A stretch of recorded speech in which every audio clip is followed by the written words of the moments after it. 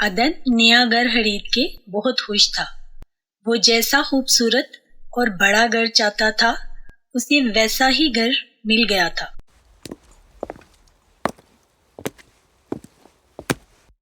वाह भाई, तुमने तो घर बहुत अच्छे से सेट कर लिया। नहीं जनाब, अभी तो बहुत सा काम बाकी है। ये देखें, अभी तो ये सामान अनपैक भी नहीं किया और किचन की सेटिंग भी बाकी है। तुम तो यूं ही सुबह से हलकान हो रही हो। जरूरत का सामान अनपैक कर लो और फिर करते रहना आराम से सेटिंग। आप ठीक कह रहे हैं, मैं बहुत थक गई हूँ।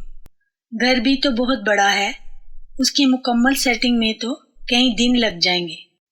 हाँ यार, घर तो वाकई बहुत बड़ा है। हुनैन, तुमने बताया नहीं तुमको घर कैसा लगा? अच्छा लगा, बहुत अच्छा। इतना बड़ा और खूबसूरत घर, ये तो मेरी सोच से भी ज्यादा खूबसूरत है। अदन, मैं हैरान हूँ कि इतना खूबसूरत और प्यारा घर इतनी कम कीमत में कैसे मिल गया। मैं तो खुद इसकी कीमत सुनकर हैरान हुआ था। इतनी कम कीमत में इतना खूबसूरत घर कब मिलता है, इसीलिए तो मैंने इसे फौरन खरीद लिया। अदन, आज सुबह मोहल्ले की कुछ औरतें मिलने के लिए आई थी। वो कह रही थी कि इस घर पर किसी रूह का साया है। हुनैन, तुम इतनी पढ़ी लिखी होकर इन बातों पर यकीन करती हो? लोग तो कुछ भी कहानियां बनाते हैं, ऐसा कुछ नहीं है। हुनैन किचन में काम कर रही थी कि उसे सहन में से किसी के चलने की आवाज आई। उसने बाहर आके देखा तो कोई नहीं था। अदन, आज जब मैं खाना बना रही थी तो मुझे यूं लगा जैसे हाल में कोई चल रहा है। कदमों की आवाज ऐसी थी जैसे कोई अपाहिज चल रहा हो, लेकिन जब मैंने बाहर आके देखा तो कोई नहीं था। बाहर से दरवाजा लॉक था, यहाँ कौन आ सकता है? तुम ना कुछ भी सोचती हो। जाओ बच्चों को बुला कर लाओ। वो लान में बच्चों को बुलाने आई तो उसके दोनों बच्चे खेल रहे थे। उसने लान की तरफ देखा, इतने प्यारे फूल। वो हैरान हुई कि ये घर तो पिछले 8 सालों से बंद था। अमतल और रोशिन, चलो आपके पापा बुला रहे हैं, खेलना बंद करो और खाना खाओ। अदन, आपने देखा हमारे लान में कितने प्यारे फूल हैं। मैं हैरान हूँ कि इतने सालों से ये घर बंद था। कौन इनको पानी देता होगा, कौन इनकी हिफाजत करता हो। यार, तुम ना कुछ भी सोचने लग जाती हो। ये फूल पौधे वगैरह कहीं भी खिल जाते हैं। वो नहाकर बाथरूम से बाहर आई तो उसके कमरे की अलमारी के पास एक लड़की खड़ी थी। वो लड़की माजूर थी, उसकी एक टांग नकली थी और उस लड़की के हाथ में कोई बुक या कॉपी थी जिस पे वो कुछ पढ़ रही थी। हुनैन पे खौफ तारी हो गया। उसे कुछ समझ नहीं आ रहा था। वो मुसलसल उसे देख रही थी कि वो अचानक से गायब हो गई। अदन, मैंने खुद उस लड़की को यहाँ खड़े देखा है। वो बहुत खौफजदा थी। हुनैन, तुम्हारा मसला ये है, तुमने इन औरतों की बातों को सीरियस ले लिया है। कभी कुछ सोचने लग जाती है और कभी कुछ। उसे समझ नहीं आ रहा था कि वो अदन को कैसे समझाए।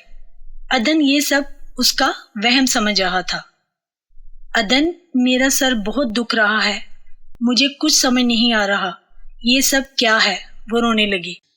अच्छा चलो, तुम ज्यादा टेंशन मत लो, ये टैबलेट लो और सो जाओ।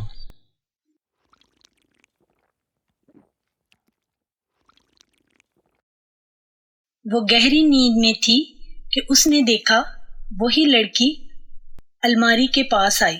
अलमारी के 3 बटन थे।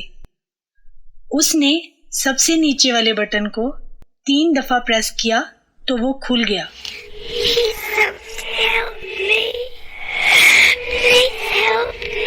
वो खौफ से उठ गई। उसने अपने इर्द गिर्द देखा तो सब कुछ नॉर्मल था। शुक्र है ये ख्वाब था, उसने सोचा। दूसरे ही लम्हे उसके ज़हन में ख्याल आया। उसने जब वो लड़की हाथ में बुक या डायरी पकड़े खड़ी देखी थी तो मेरी अलमारी के उसी कैबिनेट के पास खड़ी थी اور خواب میں بھی اس نے اسی ڈیکوریشن کیبنٹ پہ 3 دفعہ پریس کیا تھا تو وہ کھل گیا تھا۔ وہ تیزی سے الماری تک آئی اور اسی بٹن کو پریس کرنے لگی اور یہ دیکھ کے حیران ہو گئے۔ واقعی وہاں پہ ایک خفیہ خانہ تھا۔ اس نے خانے میں رکھی چیزیں نکالی تو ان میں ایک لیڈیز کوٹ، ایک پرانی سی گھڑی اور ایک ڈائری تھی، بالکل وہی ڈائری جو اس نے لڑکی کے ہاتھ میں دیکھی تھی۔ اس نے ڈائری کھولی تو پہلے صفحے پر بڑی خوبصورتی سے شبنم نام لکھا ہوا تھا۔ اس لڑکی کا نام شبنم تھا اور آگے پڑھنے لگی۔ ماما کو ہم سے جدا ہوئے 13 سال ہو گئے ہیں، لیکن آج کے دن کا وہ دھندلا سا منظر میرے ذہن پہ حاوی ہونے لگتا ہے۔ حالانکہ میں اس وقت صرف 5 سال کی تھی، لیکن وہ یادیں اور باتیں مجھے کبھی نہیں بھولتی۔ ہم سب پاپا کے دوست کے بیٹے کی شادی میں جا رہے تھے۔ راستہ لمبا تھا، راستے میں ہمارا ایکسیڈنٹ ہو گیا اور ماما ہمیں ہمیشہ کے لیے چھوڑ کر چلی گئی۔ پاپا بھی کافی زخمی ہوئے اور میں کئی دن تک بے ہوش رہی، اور جب مجھے ہوش آیا تو میں نہ تو اپنے پیروں میں کھڑی ہو سکتی تھی اور نہ ہی ماں کی گود رہی تھی۔ پاپا نے میرا بہت علاج کروایا تاکہ میں اپنے پاؤں پہ واپس چلنے لگوں۔ وہ اکثر کہا کرتے تھے، اتنی دولت کا کیا فائدہ اگر میری بیٹی پہلے کی طرح چلنے پھرنے نہ لگے۔ میں اپنی بیٹی کے علاج میں کوئی کمی نہیں چھوڑوں گا۔ اور پھر وہ سب کچھ چھوڑ چھاڑ کر مجھے فوراً لے گئے اور آخرکار پاپا کی محنت اور ڈاکٹروں کی کوششوں سے میں چلنے لگی، لیکن چلنے کے لیے مجھے آرٹیفیشل ٹانگ لگائی گئی۔ آج کامران نے مجھ سے اپنی محبت کا اظہار کیا۔ میں 2-3 دن سے نوٹ کر رہی تھی کہ وہ مجھ سے کچھ کہنا چاہ رہا تھا، اور آج اپنے لیے اس کے جذبات سن کر مجھے بہت اچھا لگا۔ میں سوچ بھی نہیں سکتی تھی کہ مجھ جیسی معذور لڑکی سے بھی کوئی محبت کر سکتا ہے۔ کامران کی محبت نے مجھے اتنا غافل کر دیا تھا کہ میں اپنی پیاری ڈائری کو بھول ہی گئی تھی۔ یہ ڈائری جو میرے ہر دکھ سکھ کی ساتھی تھی، میں کیسے اتنی بڑی خوشی اپنے اس ڈائری پر تحریر نہ کرتی۔ میں بہت خوش ہوں کہ پاپا کامران اور میری شادی کے لیے مان گئے ہیں۔ کامران نے جب مجھ سے اپنی پسندیدگی کا اظہار کیا تو میں بھی اس سے محبت کرنے لگی۔ اب اکثر وہ مجھے یونیورسٹی چھوڑنے اور لینے آ جاتا تھا، اور اکثر ہم یونیورسٹی سے واپسی پر کہیں نہ کہیں گھومنے چلے جاتے تھے۔ اس دن بھی ہم آئس کریم پارلر میں بیٹھے تھے کہ پاپا نے ہمیں دیکھ لیا۔ ان کے پوچھنے پر میں نے انہیں سب کچھ بتا دیا۔ پاپا میرے مستقبل کو لے کر بہت پریشان تھے۔ جب انہیں پتہ چلا کہ کامران بھی مجھ سے محبت کرتا ہے تو وہ مطمئن ہو، کیونکہ کامران ان کے سامنے پلا بڑا تھا۔ کامران ہمارے ڈرائیور انکل کا بیٹا تھا۔ ڈرائیور انکل کی ڈیتھ کے بعد اس کی دیکھ بھال کرنے والا کوئی نہ تھا، تو پاپا اسے سرونٹ کوارٹر سے گاڑ لے آئے۔ اس کی ہر ضرورت کو پورا کیا، اسے اعلیٰ تعلیم دلوائی، اور اب پاپا نے اسے کہہ دیا تھا کہ وہ اگر اپنے گاؤں جانا چاہتا ہے تو جا سکتا ہے، یا کہیں بھی سیٹل ہونا چاہتا ہے، اس کی مرضی۔ اب یہ سب جان کر وہ بہت خوش ہوئے کہ کامران سے اچھا لائف پارٹنر میرے لیے کوئی ہو ہی نہیں سکتا، اور کامران سے شادی کے بعد میں انہیں چھوڑ کر بھی نہیں جاؤں گی، ان کے پاس اسی گھر میں رہوں گی۔ شادی کے بعد زندگی بہت خوشگوار ہو گئی ہے۔ کامران میرا بہت خیال رکھتے ہیں، وہ مجھ سے بہت محبت کرتے ہیں، میرے ساتھ ساتھ وہ پاپا سے بھی بہت محبت کرتے ہیں، اس لیے انہوں نے تینوں فیکٹریوں کی بہت سی ذمہ داریاں سنبھال رکھی ہیں۔ پچھلے چند دن سے پاپا کی طبیعت بہت خراب ہے۔ کامران کئی دفعہ انہیں ڈاکٹر کے پاس لے کر گئے ہیں، لیکن ان کی طبیعت سنبھلنے کا نام ہی نہیں لے رہی۔ آج کئی دن ہو گئے پاپا کو مجھ سے بچھڑے، لیکن دل ہے کہ سنبھلتا ہی نہیں۔ میں نے کبھی سوچا ہی نہ تھا کہ ماما کی طرح ایک دن وہ بھی مجھے چھوڑ کر چلے جائیں گے۔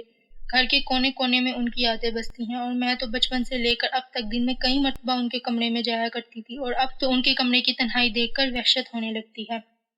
پاپا کے جانے کے بعد زندگی بہت عجیب سی ہو گئی ہے۔ کامران کے پاس میرے لیے وقت ہی نہیں ہوتا، ان کا رویہ بھی بڑا روکھا اور اکھڑ سا ہو گیا ہے۔ شاید کاروباری مصروفیت کی وجہ سے وہ اتنے روڈ ہو گئے ہیں۔ کئی دن تو وہ گھر سے باہر گزارتے ہیں۔ میں بھی کچھ کہتی ہوں تو وہ مجھے کہتے ہیں کہ کام بہت بڑھ گیا ہے، ہر کام خود دیکھنا پڑتا ہے، ملازموں پہ نہیں چھوڑ سکتے۔ کل سے کامران گھر پہ اپنے کمرے میں بند ہے۔ مجھ سے کہہ دیا ہے کہ ملازموں کو بول دینا کہ میں کاروباری سلسلے میں باہر گیا ہوا ہوں، اور خود سارا دن کمرے میں رہتے ہیں۔ کھانا بھی رات کو چوکیدار سے باہر سے منگوا کر کھایا۔ صرف چوکیدار کو معلوم ہے کہ وہ اپنے گھر پہ ہیں، باقی کسی بھی ملازم کو بتانے سے منع کر دیا ہے۔ اور آج صبح تو مجھے کہہ رہے تھے کہ گھر کے سارے ملازموں کو چھٹی دے دو، ان سے بولو کہ تم کہیں باہر جانے لگی ہو، تو پتہ نہیں کیا پریشانی ہے۔ میرے لاکھ پوچھنے پر بھی وہ مجھے کچھ نہیں بتا رہے۔ اگر کوئی کاروباری مسئلہ ہے تو مجھے بتائیں۔ اسسٹنٹ کمشنر انکل آصف پاپا کے بہت اچھے دوست ہیں، کوئی بھی مسئلہ ہو وہ ہماری مدد کر سکتے ہیں، پر یہ کہہ رہے ہیں کہ کسی کو نہیں بتانا، خطرہ ہو سکتا ہے۔ میں ان کے لیے بہت فکر مند ہوں، نہ جانے کیا مسئلہ ہے جس کے لیے یہ اتنے پریشان ہیں۔ اس کے آگے کی ڈائری بالکل خالی تھی، یعنی اس کے بعد کچھ نہیں لکھا تھا۔ عدن سب جان کر پریشان ہو گیا۔ ایسا کیا ہوا کہ اس کے بعد ڈائری پہ کچھ لکھا ہی نہیں گیا؟ عدن ڈائری پڑھنے کے بعد میں یہ کہہ سکتی ہوں کہ وہ لڑکی اگر کہیں اور بھی شفٹ ہوئی ہوگی تو ڈائری یہاں چھوڑ کے نہیں جا سکتی۔ میرے ذہن میں ایک آئیڈیا ہے۔ مسٹر ظفر کا داماد کامران مشہور انڈسٹریل ہے. تقریباً ہر دوسرے دن اس کے بارے میں کوئی نہ کوئی نیوز ٹرینڈنگ میں ہوتی ہے. یہ لڑکی شبنم جس کی یہ ڈائری ہے، اس نے ہر واقعے کی ڈیٹ ڈالی ہے. لاسٹ ڈیٹ کی اپ ڈیٹ چیک کر لیتے ہیں، اگر کچھ خاص ہوگا تو شاید نیٹ پر کوئی نہ کوئی خبر ہو.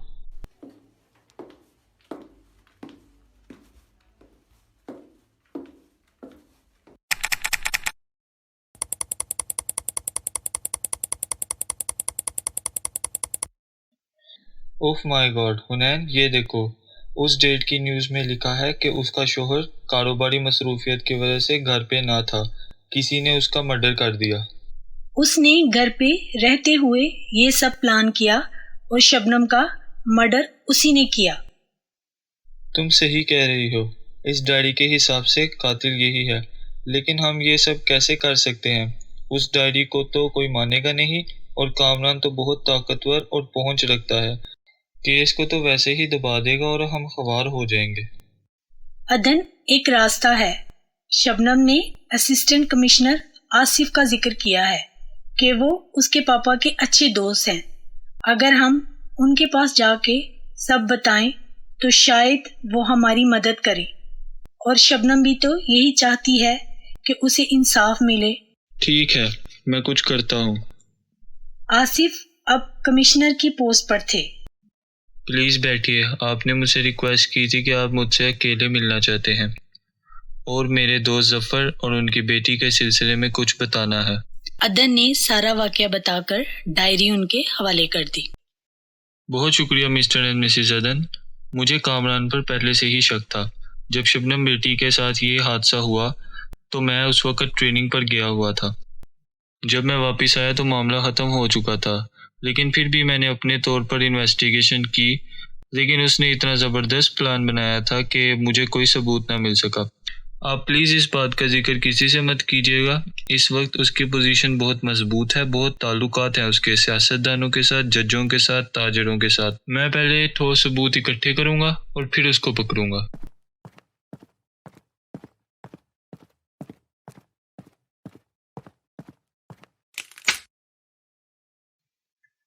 حنین، کامران پکڑا گیا اور اس نے اپنا جرم بھی قبول کر لیا. آصف صاحب نے پہلے اس چوکیدار کو پکڑا جو اس سب میں اس کے ساتھ شامل تھا. سارے ثبوت اکٹھے کرنے کے بعد انہوں نے کامران کو پکڑا. کامران کو کبھی شبنم سے محبت تھی ہی نہیں، اس نے شادی صرف دولت کے لیے کی تھی. شبنم اس سے کتنی محبت کرتی تھی اور اس نے کتنا غلط کیا اس کے ساتھ. مسٹر ظفر نے بھی اسے اپنے بیٹوں کی طرح پڑھایا لکھایا. اس کے لیے تو پھانسی سے بھی بڑی سزا ہونی چاہیے. ایسے لوگ کبھی بھی محبت کے قابل نہیں ہوتے.